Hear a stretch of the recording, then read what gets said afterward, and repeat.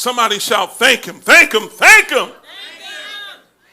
Talked about Abraham in the book of Romans 4 and 18, verses 18 through 20. It said, who against hope believed in hope? Who against hope believed in hope? In other words, when everything in his life looked opposite of what God said, and when everything in his life looked opposite of what he was confessing. Because remember, God changed his name from Abram to Abraham before he has the son.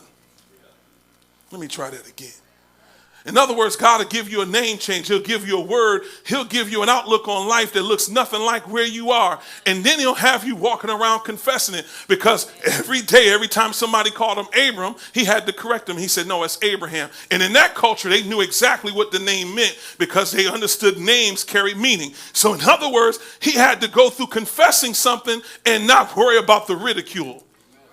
See, when you're thankful, you don't wait till the battle is over. You shout, you testify, you give him glory, win, right? No. Well, we'll catch up. Listen. And so he's going around telling people, no, call me Abraham, the father of many nations, the father of multitudes. Bro, you ain't even got no kids. Matter of fact, how you going to have a child and your wife is 75 years old? And yet, 75 years old. So listen, Sarah laughed, and some preachers say she laughed at the possibility that she would be able to have intercourse with her husband. But I believe she laughed because she was like, yo, what I'm going to do with a baby at 75?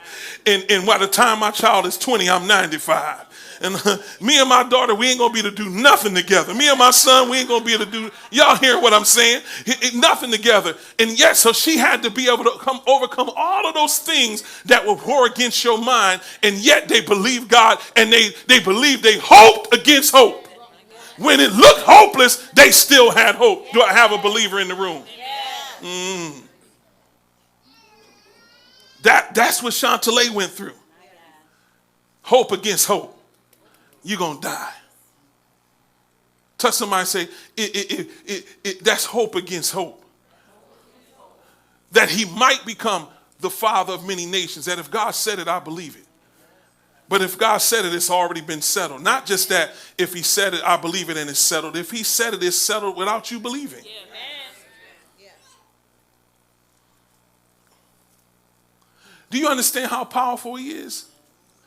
That even when Elizabeth, the cousin of Mary, gets pregnant, John doesn't believe it. And he couldn't speak until he believed. Do you understand what that means? That John's father couldn't speak until he believed. In other words, guess what the first words he uttered was his son's name, John.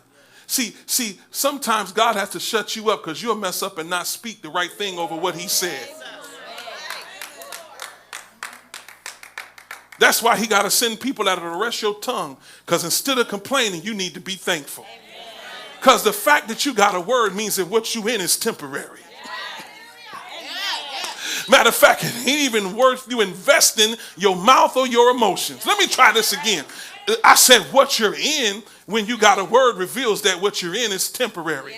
Am I talking to the right people? Now you're saying, well, what word did she have? Like she told me, all the faith you've been teaching since I was a little girl, it was time for me to operate in that faith. Because what good would it be to be here, be in church, say you love Jesus and you saved, to go in the hospital and let them tell you what your outcome going to be? Do you understand? I got a word of healing before I needed to be healed. Man, I thought I had some help up in here. Anybody, you touch somebody and say, I've gotten the word of healing before I needed to be healed. Amen. Let me tell you something. Only a few people can handle this. Like if you really get this, you would start praising without invitation.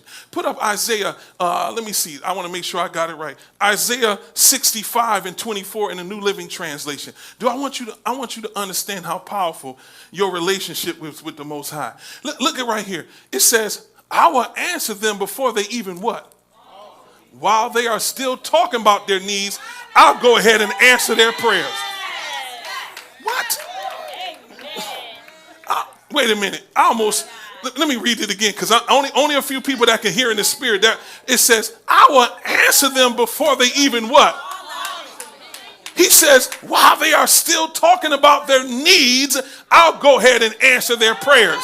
So why should you focus on what you're in when what you're in is temporary? Because before you can even formulate the thought to pray, he done already answered it.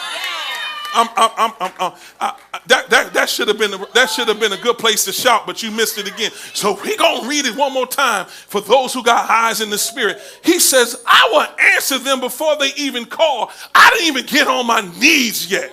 I didn't even think of what to say yet. Are you hearing what I'm saying? And while I was still formulating and trying to put together what I needed, he went on ahead and already answered it. And so ain't no reason for me to be investing my emotions in something that's temporary because what I haven't even prayed for is already, man, maybe I'm missing something in here.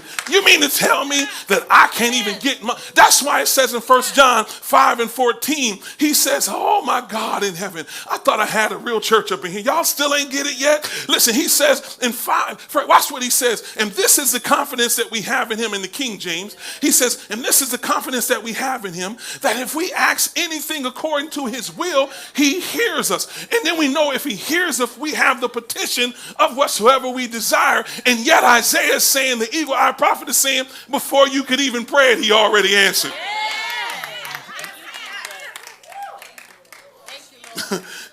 Before you got on your knees and said, Father, I need you to move in my marriage, he already started working on your spouse.